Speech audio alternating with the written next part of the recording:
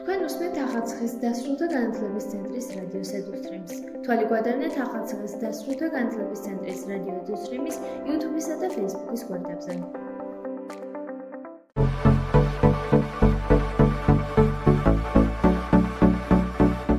რუბრიკაში ჩემი საქმე ვსაუბრობთ პროფესიებზე, პროფესიულ არჩევანზე, გამოცდილებებზე, წარმატებებზე და გამოწვევებზე.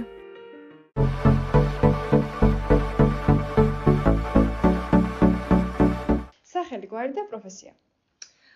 მე ვარ ნუკა სტეფნაძე, პროფესიით ჟურნალისტი, ჟურნალისტიკა დამთავრებული და ამ ეტაპზე ჟურნალისტად მუშაობ სამხრეთის კარიბჭეში. ვისაც რას ემსახურება შენი პროფესია? ჩემი პროფესია პირველ რიგში ხალხს ემსახურება და სახალხო პროფესია არის, ასე ვფიქრობ, იმიტომ რომ ჩვენ ყველა მასალა, თითოეული რეპორტაჟი იქნება, ახალი ამბავი იქნება, თუ რაიმე სახის გადაცემა არის იმაზე მიზანმიმართული, რომ ადამიანებს მივაწყოდოთ ახალი ინფორმაცია, საჭირო ინფორმაცია და ასევე მათ დაუდგეთ გვერდში, გავაშვებოთ მათი პრობლემები დროულად და რა თქმა უნდა ობიექტურად.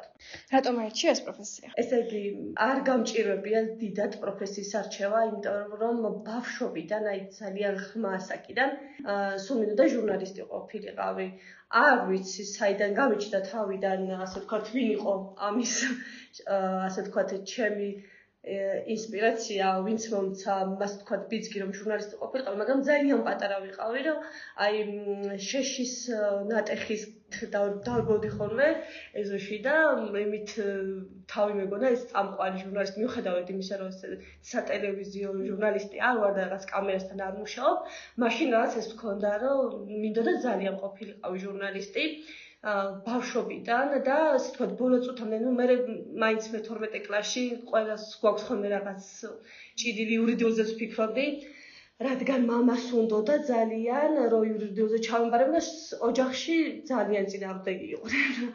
არ მოსწონდათ რაღაც დიდად ვერ შეხვდნენ ბედნიერები ამ საკითხს. არ უნდათ ყველა სხვადასხვა პროფესია უნდა დედას პედაგოგი, მამას ის, მამიდას ის და ბევრი ის თქონა ბრძოლა და ფიქრი, მაგრამ საბოლოოდ გადავწყვიტე რომ ჩავაბარე ჟურნალისტიკაზე და ფიქრობ ახლა 15 წლის მერე რომ კიდე იგივეს ვაკეთებდი, ერთი წუთი არ შევიცვლი ამ გადაწყვეტილებას, პირიქით კიდე უფრო მტკიცედ და არგუმენტებით დავუდგებოდი იმ ოჯახს, ჩემს ოჯახს და იმ ადამიანებს, ვინც მომნებოდა რომ ეს პროფესია არ უნდა ამერჩია.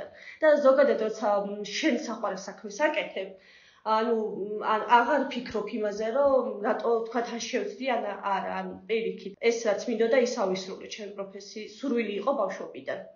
რისიც უნდა გჭირდება ამ პროფესიაში? ზოგადად მე ვამბობ ხოლმე, რომ ჟურნალისტები ვართ მულტიფუნქციონალური ადამიანები ვართ. ყველაფრის ცოდნა არის საჭირო. ჯერ ზოგადად განათლება არის ძალიან მნიშვნელოვანი და რასაც წერ ამ შემთხვევაში აუცილებლად უნდა იცოდე და ზედაპირულად არ უნდა აკეთებდე, შენს სტატიაზე მუშაობ თუ რა. რაც შეეხება, არ უნდა იყო, ასე ვთქვათ, მორიდებული ჟურნალისტიკაში, ძალიან რთული არის, გაგიჭირდება, რომ იყო მორიდებული, არ ვამბობ, რომ იყო უზდენი თავხედი, აუცილებლად უნდა იყო მებრძოლი, თამამი, გაბედული, რისკიანი, ძალიან სარისკო პროფესია არის და ეს ყველაფერი თვისება უნდა გქონდეს შენ, რომ იყო კარგი ჟურნალისტი და რაც მთავარია, აი ეთიკური უნდა იყო, იმიტომ რომ ძალიან რთული არის ახლა იმუშაო ეთიკურად, ძალიან ბევრი წესია, კანონია და ამის უნდა იცავდე, რომ შენ იყო კარგი ჟურნალისტი, ჩემი აზრით ასე ვფიქრობ. რა იყო ყველაზე დიდი გამოწვევა შენ საქმიანობაში? გამოწვევა ჟურნალისტიკაში ყველაზე დიდი ახლა მაქვს, ასე ვფიქრობ. აქამდე, ყოველთვის არის რაღაც გამოწვევები, მაგრამ სამწუხაროდ უკვე არაერთი კვლევა ადასტურებს, რომ ჟურნალისტიკა გახდა სარისკო პროფესია. ძალიან სარისკო და სახიფათო პროფესია უბრალოდ, ჟურნალისტიკა გახდა სახიფათო პროფესია, სარისკო პროფესიებს შორის ყოველთვის იყო ხოლმე ჟურნალისტიკა, რაღაც 5-ეულში, 10-ეულში, მაგრამ ეხლა არის სახიფათო, სამწუხაროდ, იმიტომ რომ ძალიან ბევრი რამ შეიცვალა. ბევრი ეხა არის უდიდესი გამოწვევის წინაშე ჟურნალისტიკა, ბევრი კანონები შემოიღეს, რაც ფაქტობრივად ზღუდავს ის, რაც უნდა აკეთოს მედიამ, უნდა იყოს თავისუფალი, თამამი, ასე ვთქვათ, ობიექტური და აშუქებდეს სიმართლეს. ეს აღარ არის. ამას გვიზღუდავენ სამწუხაროდ და აი ყველაზე დიდი გამოწვევის წინაშე ვარ. ჟურნალისტი, როდესაც საჯარო ინფორმაციას ითხოვს და იმას ვერ იღებს, რომ თავის საქმე გააკეთოს, ესეც გამოწვევა არის.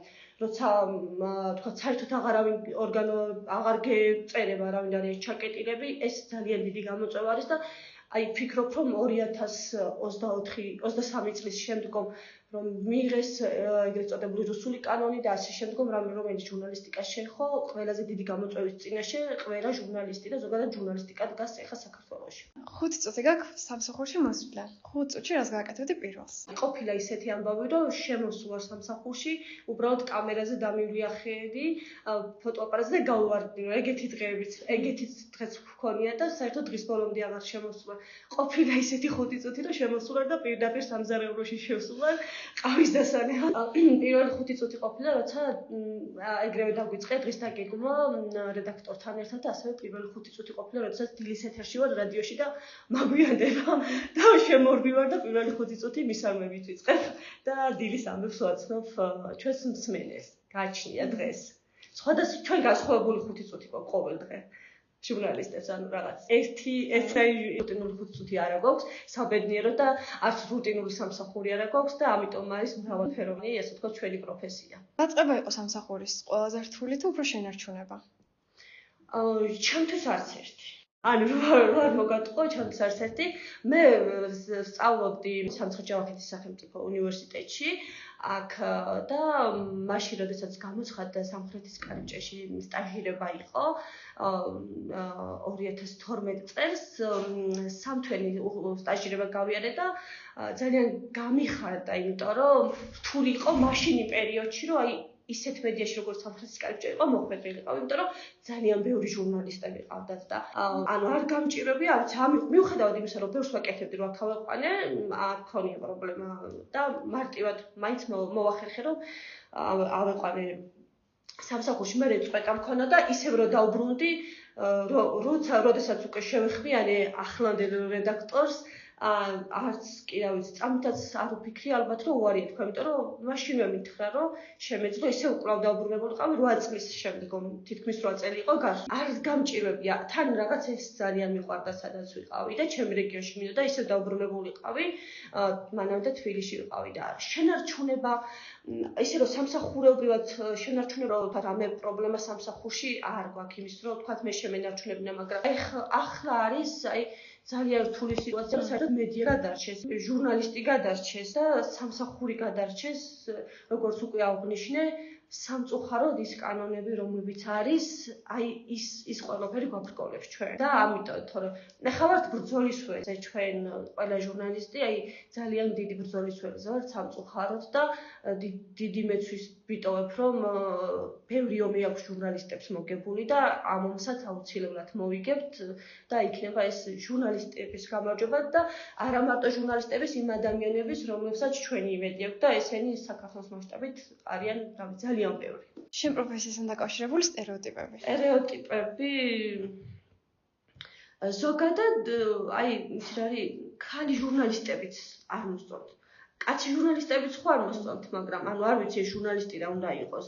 ხშირად ამბობენ ხოლმე ჟურნალისტიკას სქესი არ აქვსო, ხო და უსქესოა და ანუ ქალს რა უნდა ჟურნალისტიკაში, იმიტომ რომ ღამეს ათენებ, იმიტომ რომ აქ ხარ, იქ ხარ, თქვათ რომ აი არ არის ეს ქალის პროფესია, იმიტომ რომ ოჯახში ვეღარ არის ქალი ისე, რადგან მართალია ის, რომ მართლაია, რომ დღეს ვერ გეგმავ, ვერ დაგეგმავ, მოვლენებზე ხარ დამოკიდებული და შეიძლება აღამის 4 საათზე შეხვიდე სახლში მესმის.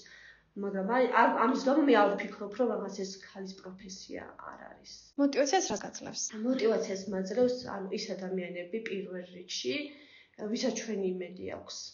და ძალიან ბევრი არის ასეთი ადამიანი, აი თითოეული ვინც ყოლია ჩვენ რესპონდენტი, არა მარტო ჩვენს მედიას, მარტო თუნდაც პირადად მე რომ აი ბევრს ვთქვამს გამოკითხვაზეც რომ გავსულ არ ამ სოფლის ამბებზე, რეპორტაჟებზე, რომ აი რომ არა თქვენ არ გვეცოდინებო და თქვათ ეს ამბავი. თქვენგან გავიგეთ ეს, აი ძალიან ბედნიერი ვარ მაგ დროს და სულ მიჩნდება სურვილი რომ დიდხანს ვიყო ამ ხალხის საიმედოდ. მეც ჩემი მედიას და ზოგადად ჟურნალისტების და ჟურნალისტიკას, ანუ ეს პროფესია სულ უნდა არსებობდეს.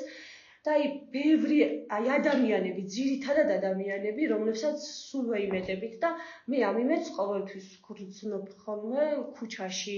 ხშირად ვთქვამთ მადლობა, მიუხედავად იმისა, რომ მე ძალიან არ მიყვარს მადლობები და არც ამაზე ლაპარაკი არ მიყვარს, იმიტომ რომ ჩვენ არ ვაკეთებთ საქმეს იმისთვის, რომ ვიღაცამ მადლობა გადაგვიხადოს, ტაში დაგვიკრას, ასე შემდგომ. აი არა. ასევე რაღაც ჯილდოებიც ამიღია ჩემი კარგი მასალებით და ესეც არის ერთგვარი мотиваცია, იმიტომ რომ ვიღაცამას დაგაფასა, მაინც რაც არ უნდა იყოს გულის სიღრმეში გიხარია. მაგრამ ყველაზე დიდი мотиваცია, რომელსაც არასდროს არ შევცვლი, ეს არის ადამიანები და იმედს ვიტოვებ, რომ ამ ადამიანებს არასდროს გაუცრუებთ იმედს და ყოველთვის ვიქნებით მათი იმედი. რას უჩვენდი იმ ადამიანებს, ვისაც უნდა რომ აირჩიონ ეს პროფესია? ხო, აი რა პირველ რიგში მინდა ვუთხრა, რომ არ შეეშინდეთ, იმიტომ რომ ამ პროფესიას არ სჭირდება, ამ პროფესიისთვის შიში, არ არის კარგი, არ უნდა შეეშინეთ. თუ შენ გულით გინდა, ძალიან ძნელია ხა, მეც ვფიქრობდი, რომ შეიძლება 17-18 წლის ასაკში ვერ იყო ისე კარგად ჩამოყალიბებული, ნამდვილად ეს გინდა თუ არა და ბევრსაც უნანია. მე ჩემს მაგალითს უკვე თქვი, რომ არ ვნანო პირიქით და ვინც არის ღრმად დარწმუნებული, აუცილებლად უნდა გააკეთოს ყველაფერი იმისთვის, აი თავის პროფესიისთვის. ან ყველაფერი შეუძლია, რომ იმუშაოს უხერხასოდ, გაათენოს დღე-ღამე, არ აქვს ანუ ამას მნიშვნელობა. არ უნდა შეეშინდეს და იბრძოლოს. ანუ ხო შენი სურვილი არის რა, რომ ეს გინდა და რასაც შენი სურვილისთვის გააკეთებ, ეგ არის შენი სურვილის ნაწილი, ყველაზე მნიშვნელოვანი ნაწილი და აუცილებლად ყველაფერი უნდა გააკეთო და ახლა მით უმეტეს, ვინც ჟურნალისტიკას ისჩევს, ჩემთვის ის ბავშვები არიან გმირები, ანუ აბიტურიენტები და ახალგაზრდები, იმიტომ რომ როგორც უკვე აღვნიშნე, რთული პერიოდი უდგას ჟურნალისტიკას, ქვეყანას უდგას რთული პერიოდი და ამ მაშინ უდგას ჟურნალისტიკასაც უდიდესი პერიოდი სირთულის და ახლა რომელი ბავშვიც ამ ნაბიჯს გადადგავს აბიტურიენტი და ახალგაზრდა ამას აირჩევს, რავი, ჩემს თვალში იქნება გმირი, როგორც თქვი, რომ ჩვენ ომში ვართ მეთქი, ანუ ახალი ომის მონაწილეები დაგვემატებიან და მე თუ რამე ვინმეს мотиваციას მიცემ და აუმაღლებ, ბედნიერი ვიქნები იმ დამწყები ჟურნალისტებისთვის და ჩემს რეგიონში მინდა მიმართო ყველას რაც შემეძლება და როგორც შემეძლება, შემიძლია გულში დავუდგე და დავეხმარო, იმიტომ რომ მნიშვნელობა აქვს აუცილებლად ვინ მოგიკიდებს ხელს და ვინ დაგეხმარება, მიუხედავად იმისა, რომ ეხლა ცოტა რთული არის, რომ ვინმეზე პასუხისმგებლობაც აიღო ამ პროფესიაში. და რა ვიცი, წარმატებებს უსურვებ პირველ რიგში, იმიტომ რომ ძალიან გულწრფელად მინდა, რომ ბევრი ჟურნალისტი იყოს, რადგან ზუსტად იმ რისკების და შის ფონზე რაც არის დათესილი, სამწუხაროდ აღარ ირჩევენ და სამწუხაროდ აღარ ჩვენს რეგიონში ერთადერთ უნივერსიტეტში ეს ფაკულტეტი აღარ არის.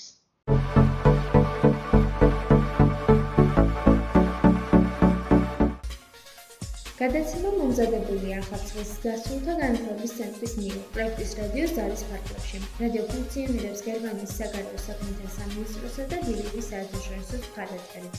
თვალე გვადევნეთ ახალწლის დასრულთა განათლების ცენტრის რადიო დისტრიმის YouTube-სა და Facebook-ის გვერდებზე.